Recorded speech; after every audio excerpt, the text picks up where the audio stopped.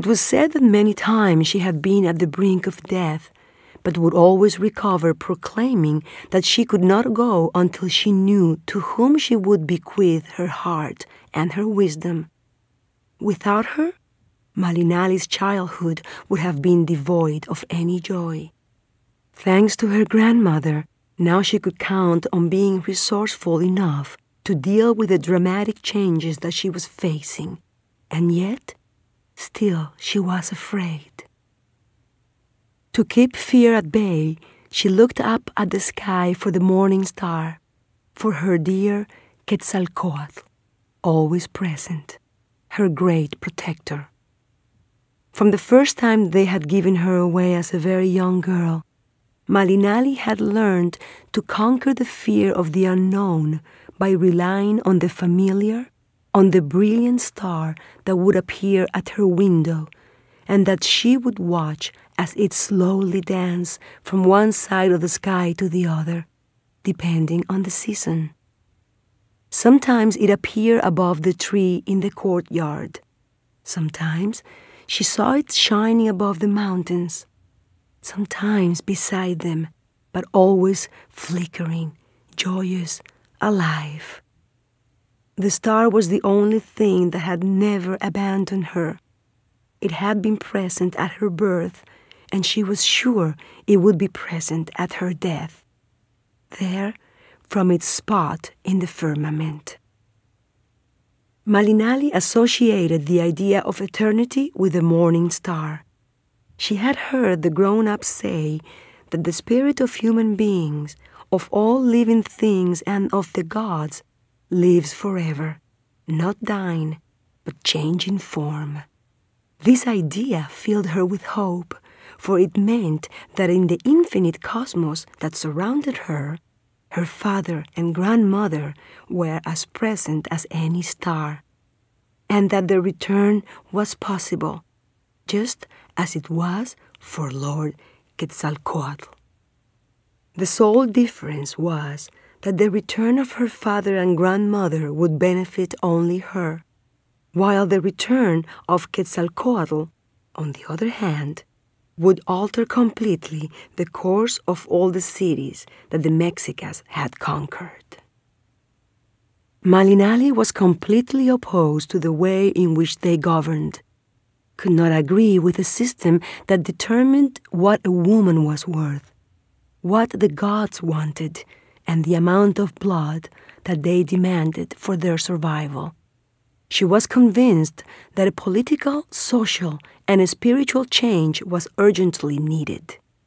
She knew that the most glorious era of her ancestors had occurred during the time of Lord Quetzalcoatl, and because of this she longed for his return.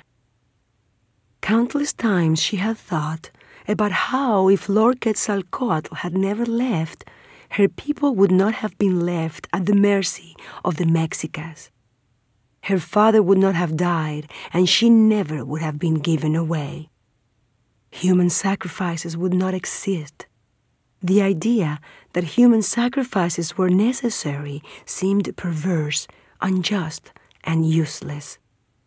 So much did Malinali long for the return of Lord Quetzalcoatl, the greatest opponent of human sacrifices, that she was willing to believe that her tutelary god had chosen the bodies of the newly arrived men in her region to give shape to his spirit, to house himself within them. Malinali was convinced that the bodies of men and women were vehicles for the gods. That was one of the great lessons her grandmother had transmitted to her, as through games she taught her how to work with clay. The first thing Malinali learned how to make was a drinking vessel.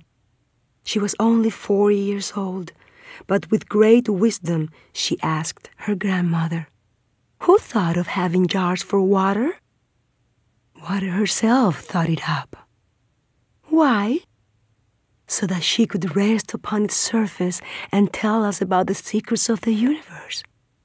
She communicates with us through each puddle, each lake, each river. She has many ways of dressing up and appearing before us, each time in a new fashion.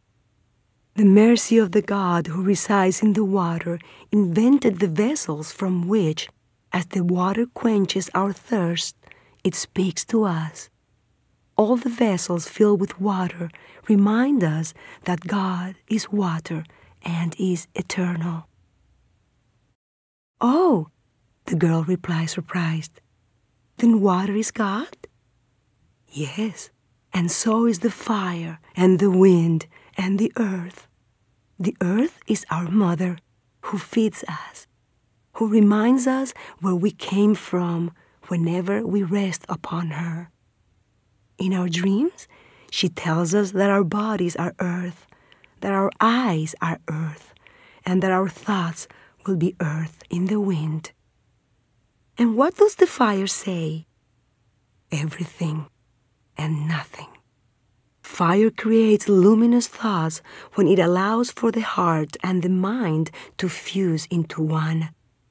Fire transforms, purifies, and lights everything we think." "What about the wind?" "The wind is also eternal. It never ends. When the wind enters our bodies, we are born. And when it leaves us is when we die. So we must be friends with the wind." And, you don't even know what else to ask. Maybe you should be quiet and not waste your saliva. Saliva is sacred water created by the heart. It should not be spent on useless words, because then you are wasting the water of the gods. And listen, I am going to tell you something that you should always remember. If words are not used to water the memory of others, so that thoughts of God might flower, then they are useless. Malinche smiled as she recalled her grandmother. Perhaps she too would agree with her that the strangers had come on behalf of the gods. It had to be so. The rumors spreading from houses, towns, and villages confirmed that those bearded white men had arrived pushed by the wind. Everyone knew that Lord Quetzalcoatl could only be seen when the wind blew. What greater sign could be wished for as proof that they had arrived on his behalf, other than that they came pushed by the wind? Not only that, some of the bearded men were crowned with golden hair, like ears of corn. How many times during their own celebration ceremonies had they dyed their hair yellow to become a perfect likeness of corn? If the color of the stranger's hair resembled corn silk, it was because they symbolized corn itself, the gift that Quetzalcoatl had bestowed on mankind for sustenance. Thus the golden hair covering their heads could be interpreted as a very propitious sign. Malinche considered corn to be the embodiment of goodness. It was the purest food you could eat, the strength of the spirit.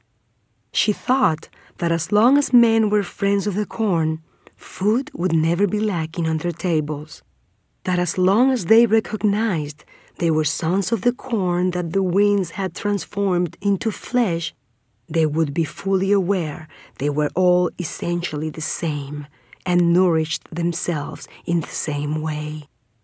There could be no doubt that those strangers and they, the natives, were alike. She did not want to give thought to any other possibility.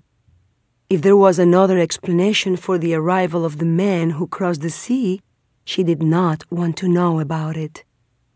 Only if they had come to re-establish the age of glory of her ancestors would Malinche be saved. If not, she would continue to be a simple slave at the whims of her lords and owners. The end of the horror must be near. She had to believe that. To confirm her theory, she had gone to a tlasiake, a fortune-teller who read grains of corn. The man scooped up some grains of corn with his right hand. Then, with his mouth half open, he blew on them from the back of his throat and quickly cast them on a mat. Observing at length the manner in which the grains had landed, he was able to answer the 3 questions that Malinali had put to him.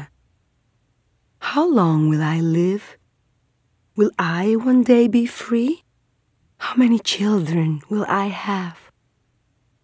Malinali, the corn is telling you that your time will not be able to be measured, that you will not know its furthest reaches, that you will be ageless, for in each period that you live, you will find new meaning, and you will name it, and this word will be the path to undo time.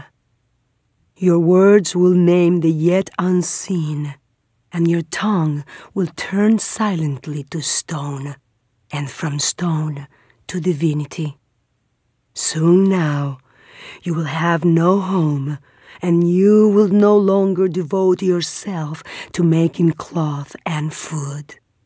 You will have to walk and watch, and watching you will learn from every type of face, from all skin colors, all differences, all tongues of the things that we are, how we will cease to be, and what we will become.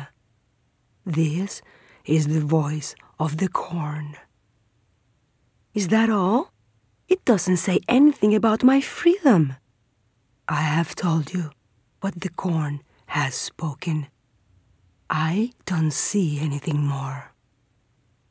That night, Malinali could not sleep. She did not know how to interpret the fortune-teller's words. It was almost dawn before she fell into a sleep in which she saw herself as a great lady, as a free and luminous woman who flew through the air supported by the wind.